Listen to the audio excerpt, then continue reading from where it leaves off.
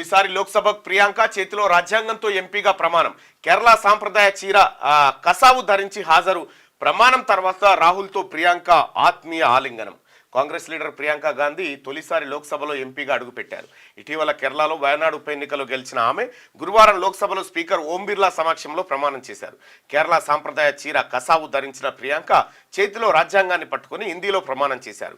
ఈ సందర్భంగా జోడో జోడో భారత్ జోడో అంటూ కాంగ్రెస్ ఎంపీలు నినాదాలు చేశారు.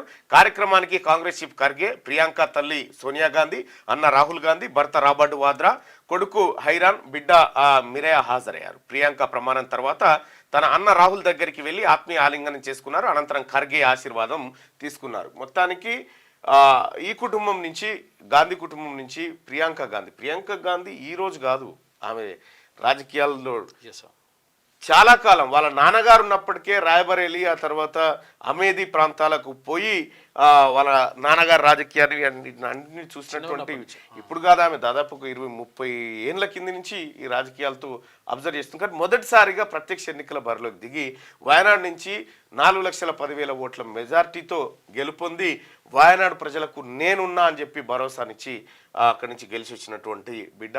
సేమ్ ఇందిరాగాంధీ వేషాధారంలోనే కనిపిస్తుంది. ఇందిరాగాంధీ గారు కూడా ఇదే చీరలో ఒకసారి పోయినట్టుగా ట్రోల్ అవుతా ఉంది, ఇలాంటి చీరలోనే. సో అట్లా ఇందిరాగాంధీ గారి మనవరాలైన ప్రియాంక గాంధీ పార్లమెంట్లో అడుగుపెట్టింది మొదటిసారిగా ప్రత్యక్ష ఎన్నికల్లో గెలిచి. క్యూ న్యూస్ ఛానల్లో పనిచేయటకు అనుభవం గల సీనియర్ వీడియో ఎడిటర్స్ కావాలను సంప్రదించవలసిన నెంబర్ 8688926084. qnewsads@gmail.com ను సంప్రదించండి. లైక్ చేయండి.